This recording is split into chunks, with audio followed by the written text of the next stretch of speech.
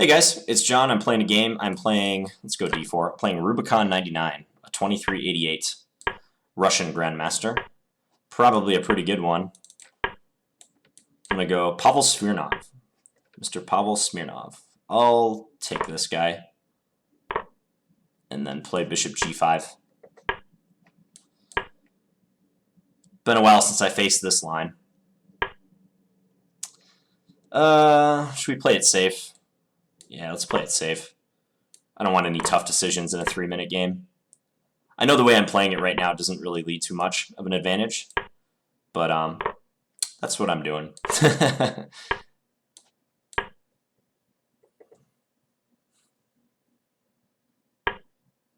I just like to get a comfortable position, play against the isolated pawn on D5. Looks nice. Looks nice for this speed. Yeah, I mean, I like my game.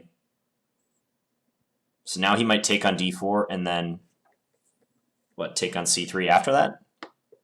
Is that what he's saying? So, let's just, well, Queen B3, I don't know if that's so good.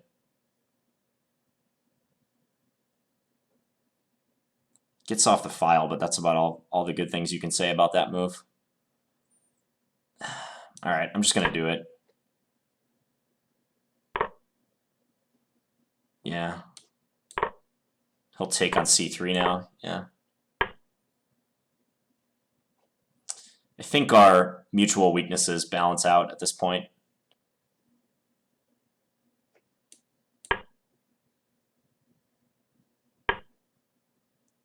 It's not much to work with for either side. Okay, I'm just going to take.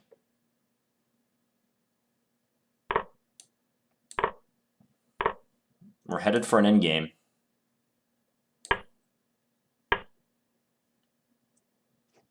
Should I make Luft? Not yet. Let's just bring in some more pieces. Be H3 or G3. Let's go G3. Nah, should probably address the back rank issue. This is fine though for now.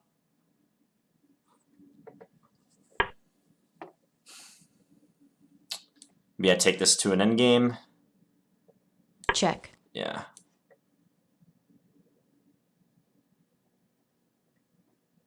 Just swap some stuff. Oh wow, he did that move. I didn't think that was possible, but I guess it is. So if I check on E4, he'll block with his G-pawn. Okay, that's fine. Check. Then I'll bring this guy back.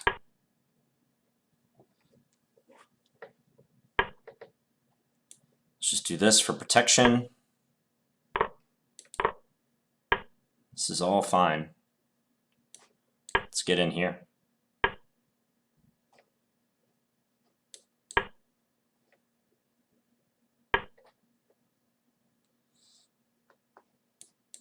My time is not so good though, you know? Oh. Thought he might have been able to play Queen C6. Let's do that.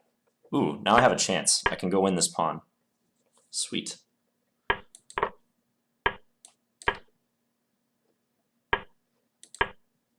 Okay, so this is a draw. But interestingly with the time situation, I mean, it's not like I can win this. Check. I'll tell you that much. Time. Check. Check. Offer him a draw. We'll see if he takes it. Check. Here.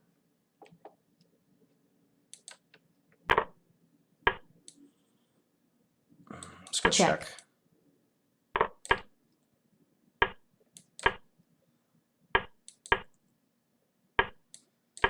Yeah, it's just a draw now.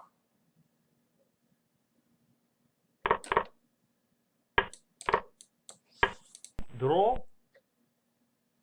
Okay, so we agree to draw. No rating damage done for either side. I didn't get anything out of the opening in that game. What is the name of this line again? I have a book on my shelf about this line. I always forget the name of it. Ragozin Variation. That's what it's called. So I go bishop g5. It's a tough line because I don't think there's any straightforward way to an advantage for white. You could say that about a lot of openings, but as far as I'm aware, there's not one single line that black is ever really struggling with in this variation. Bishop h4 would be more ambitious, but I wasn't really certain about stuff like g5, bishop g3, g4 with this being under attack, so I didn't want to mess with that. This is a line I really got to study. Just never face it. I've never faced this line over the board. It's not popular at all, but that doesn't mean I shouldn't study it. Actually, I thought I had a moderate edge in the middle game. I like the way this was shaping up. Maybe I need something better here. Maybe a3, just to make his bishop decide what to do. Because I'd like to stabilize the center and not allow him to get rid of his isolated pawn so easily. So maybe I need a stabilizing move. I castled. That's what the engine likes. Queen b3, that's what I played. Take. Queen takes b4. I think I considered that in some line, but I didn't like his rook getting down to c2. But I guess I can just go right back to d4, huh? Yeah, that's possible. I also saw some maybe phantom threat of like rook takes c3. So that if I capture on c3, he can take on e2 with check, but maybe that's a moot point if I have rook takes d4. So this might have been a route to a minute edge for me. Probably the only route. Yeah, because as played, rook takes. These two weaknesses balance each other out. No question. My c3 pawn is just as weak as his d5 pawn. Perhaps even more weak. b6. I probably should have just liquidated right away. There's nothing wrong with bishop f3, actually. Maybe if c4 had been played, I could even run into some problems because I'm going to turn off the engine for this. So if I play bishop takes c4 here, guys, what can black do to make my life miserable? Okay, the answer is rook takes c4. So he can do that, and then after takes, potentially pile up on this piece. Although, now that I'm thinking about it, there's maybe not a good way to do that. Because b5 is not possible, and rook c8 I can take with check. Maybe it's better for him to take... Is taking on d4 crazy?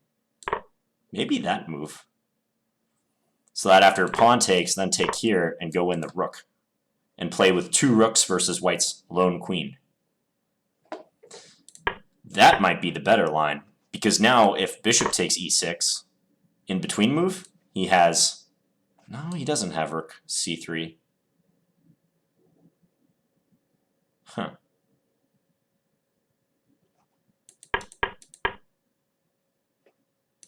Why is this bad for white?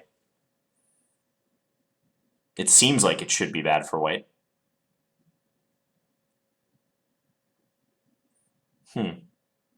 Maybe it's not that bad. I'm sorely tempted to cheat and just put on the computer, but I kind of want to get to the bottom of it myself too. Take. Black can always win the exchange back, just taking on c4, but is there a way to pressure the rook further? I don't see a good one. I mean, you could play like a6, preparing b5, but does that really bother white? White can get out of this pin at any moment. All right, in the interest of time and frustration, let's add the engine. Rook f d8. Okay. Or queen takes d4. Why is queen takes d4 so good? Take queen c3. So just preparing for the endgame. Take. Okay, rook takes. And it claims that black is slightly better here. I can see that. It's somewhat similar to the game. He has the queenside majority, which is more relevant than my 4 versus 3 majority on the king side. I can see that. Okay. So in the game, I just played bishop f3 first, and then took here.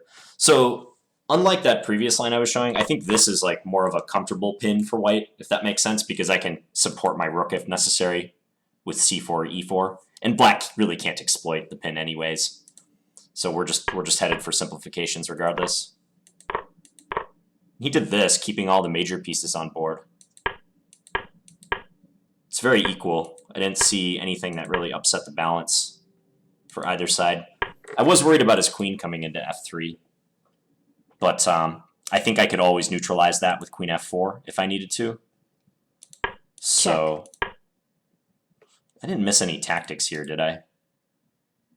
Nope. Check. Nothing doing. Just almost total equality. What about him? Did he miss anything? I thought for a second when I played queen f4 I had blundered because of queen c6. But I can just play queen f3. And I'm fine. So this is the ideal defensive position for my rook, behind his b-pawn, and also keeping an eye on the f7 pawn. And he erred right around here, I think, because he did this. Really, a4 is... okay. The engine was showing a favorable eval for black, but yeah, a4 just wins a pawn for white. Yeah, and now, with the time situation, me being up a pawn is a very, very minor issue. I'm like playing to draw here, despite being up a pawn, because I'm down over a minute on the clock. Check. So, Check. Check. I don't think I ever had anything. Yeah, this pawn endgame's just a draw. He wins my g-pawn, but 2 versus 2 on the same side of the board. So, alright. So solid, pretty solid draw, except for the time against GM Smirnov. Hope you guys enjoyed that one.